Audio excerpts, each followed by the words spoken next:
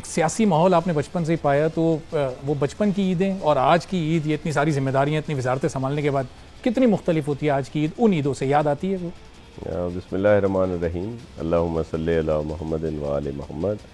एक तो आपके तवस्सुत से सबको ईद की मुबारक हो और खुश रहें हमेशा। जी बिल्कुल, थोड़ी सी चेंज हुई है ईद। बचपन की ईद में ईदी लेते थे, अब ईदी जो है वो देनी पड़ती है, तो एक यही चेंज महसूस हुआ है, बाकी तो वही रूटीन है। और ईद हम भी वैसे ही मनाते हैं जैसे सबकी होती है। थोड़ा सा इस तरह ज़रूर चेंज है कि जो हमारा आबाई गांव है त्रिघाटी, ईद हम वहाँ पे ही पढ़ते हैं। और सक्खर से रोड़ी से कुछ वो फासले पे है, कुछ किलोमीटर्स दूर है, तो वहाँ पे होती है। और पहले सुबह को वहाँ जाते हैं, ईद पढ़ते हैं, सब लोग इंतज़ार कर रहे होते हैं, और फिर वहाँ से फिर लोगों से मिलते हैं। फिर हमारा बड़े हैं जो हमारी बरादरी के, उनके पास जाते हैं मिलने। वहाँ से फिर रोड़ी आ जाते हैं घर। फिर वहाँ पे सारा दिन लोगों की बड़ी मेहरबानी है कि वो आते हैं और मिलते हैं। फिर इसी तरह ईद के जो दिन हैं वो हमारे सब लोगों से मिलने में गुजरते हैं। तो जो वैसे देखते हैं हम दूसरों की ईद के बड़ी फरागत से होती है, बहुत इन्जॉय किया जाता है, छुट्टियाँ होती हैं, तो ऐसा हमारे यहाँ नहीं घूमने होता। फिरने जाते हैं, एक दूसरे से मिलते हैं। बिल्कुल, लेकिन ऐसा वहाँ नहीं होता। लेकिन उसकी वजह है कि सब लोग जो हैं मिलने के लिए आते हैं, एक बहुत बड़ी तादाद, और मैं उन सब का बहुत शुक्रगुज़ार भी हूँ कि वो आते हैं ईद के दिनों में मिलने के लिए।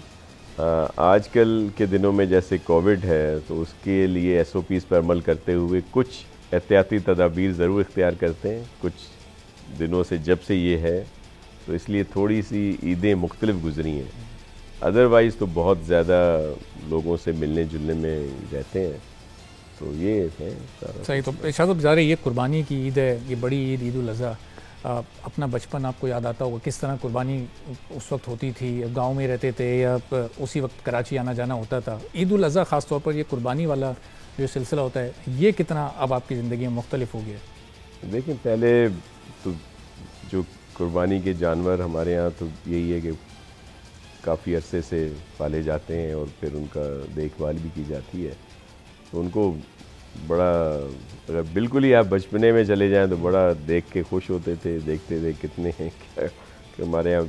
अचानक 70 की दहाई में आप चले जाएं, वो जब आप, तो इसी तरह के होते थे, और कोशिश होती थी कि भाई ये उनको घुमाएं भी, देखें भी, लेकिन क्योंकि हमारा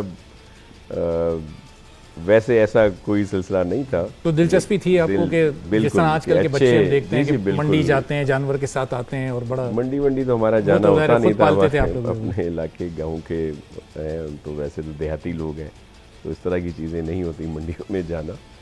तो होता था, एक शौक़ होता था कि अच्छे जानवर हों, और फिर बड़ा और एक इस्तराब भी होता था कि भाई सुबह जिस तरह होगा तो वो दुआ होगी, वो जो उसके ऊपर दुआ पड़ी जाती है, और फिर सारा कुर्बानी की दुआ। जी जी। और फिर उसके बाद जो जिस तरह आजकल होता है, मज़े मज़े के पकवान बनाए जा रहे होते हैं एक बड़े लंबे अरसे तक। तो खाने पीने के शौकीन हैं? बकरा ईद जब आती है तो क्या क्या खाना पीना बचपन में पसंद करते थे, अब क्या क्या शौक? पीने के तो जाहिर है बहुत शौक़ है, और खाते हैं, और हमेशा ही खाते रहते हैं। और बचपन में तो ज़ाहिर है भी ईद से पहले आपकी वालिदा मोहतरमा का इंतकाल हुआ, कभी उसकी भी ताज़ियत कबूल कीजिएगा।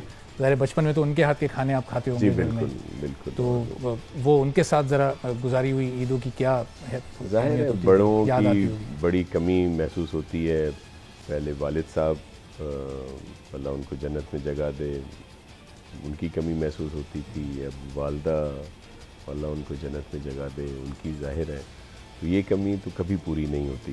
और चूँकि आपके वालिद साहब भी ज़ाहिर बड़े, गुलाम शाह साहब बड़े नामवर सियासतदान थे, तो सियासी तरबियत आपकी पूरी उन्होंने बचपन से ही शुरू की? बचपन से आपको पता था कि मुझे सियासत में ही जाना, चूँकि वालिद साहब भी ज़ाहिर है?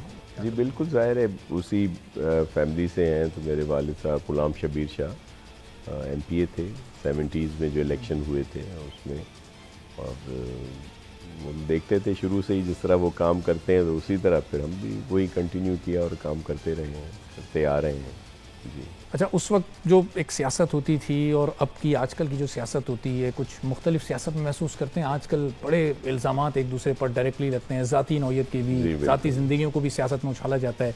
70s की सियासत, आपके वालिद साहब आपसे अपने तजुर्बात शेयर करते होंगे, आप भी देखते होंगे अपने बचपन में, ऐसी बहुत सियासत होती थी उस वक्त भी? नहीं, नहीं, बिल्कुल भी ऐसी नहीं होती थी और बहुत बड़ा चेंज था, बड़ी रवादारी होती थी और अखलाकियात होती थी, जो आजकल बहुत कम होती जा रही हैं। ये बड़ा अलमिया है कि इस तरह की सूरत हाल हो रही है। असेंबलीज़ में आप देख लें, दीगर एक दूसरे के ऊपर जिस तरह कीचड़ उछाला जा रहा है। अगर कहीं पे कोई बात होती थी तो उसको सब लोग मायूब समझते थे। अब बहुत सी पार्टीज़ में तो जो बड़े लीडरशिप है वो इसको अच्छा समझती है कि भाई आप जितना किसी के ऊपर कीचड़ उछालें तो उनको ज़्यादा उतना प्रमोट किया जाता है। एक पार्लिमानी लैंग्वेज हुआ करती थी, ये ख्याल रखा जाता था कि क्या पार्लिमानी अल्फाज हैं, क्या नहीं है, किन अल्फाज का इंतखाब करना है। देखिए, हम लोग उस वक्त भी, मुझे याद है, मैं छोटा था, लेकिन जब कराची आते थे, असेंबली होती थी तो अबू कभी ले जाते थे, तो हम जो विज़िटर गैलरी है वहाँ बैठते थे, वहाँ पे देखते थे जिस तरह की स्पीचेस होती हैं। दोनों साइडें होती थी, ट्रेजरी भी और अपोजिशन की साइड से भी लोग बोलते थे, लेकिन एक तरीका होता था, बड़ी वज़ादारी होती थी। और अब जब देखते हैं तो बड़ा फ़र्क है। कोई तू और तड़ाक नहीं होती थी, कोई किसी को धमकी नहीं देता था कि तुम ऐसी बाहर आओ, मैं तुम्हें बाहर देख लूँगा। ऐसा कभी इस तरह के रवैये नहीं रहे। और देखें, अब पाकिस्तान पीपल्स पार्टी है, यहाँ पे अगर कभी कोई बदज़ुबानी करे असेंबली में या वैसे, तो उसको कोई अप्रिसिएशन नहीं मिलती, बल्कि उसको सरजनिश करते हैं। आप, हमारे कुछ एमपी मिनिस्टर थे, उन्होंने कभी असेंबली में कोई बात की तो उनकी सरजनिश हुई, उनको माफ़ी मांगना पड़ी। इसके बरक्स अब हम जब ये कुछ और जगह पे देखते हैं तो जो जितनी ज़्यादा बदतमीज़ी करता है उसको उतना ज़्यादा प्रमोट किया और जाता शाह है। साहब, पीपल्स पार्टी का कल्चर भुट्टो शहीद साहब के दौर से चला आ रहा है या फिर ये बिलावल साहब ने आके कुछ, क्योंकि वो नौजवान लीडर हैं, उन्होंने कुछ देखिए, तब्दीलियाँ ऐसी ये की? नहीं, भुट्टो साहब के ज़माने से, भुट्टो शहीद, फिर बीबी शहीद, और फिर उस पर चलते हुए हमारे चेयरमैन बिलावल भुट्टो ज़रदारी साहब, या जितना अरसा प्रेसिडेंट आसिफ अली ज़रदारी साहब रहे, वो भी रवादारी से और बड़ा एक तहम्मुल से, एक तरीक़े कार होता है, उस पर अमल किया। लेकिन अब ये, और फिर कई, हमें तो बड़ी मुझे मुख्तलिफ टॉक शोज़ में जाना पड़ता है, मैं कोशिश करता हूँ अवॉइड करूँ, लेकिन वहाँ पे जाते हैं, फिर जिस तरह की कई दफ़ा कुछ ऐसे लोग टकर जाते हैं कि जिस तरह की वो लैंग्वेज बोलते हैं, जिस तरह की वो बात करते हैं, तो ख़ुद हमें शर्म आती है कि अब उसका क्या जवाब दिया जाए।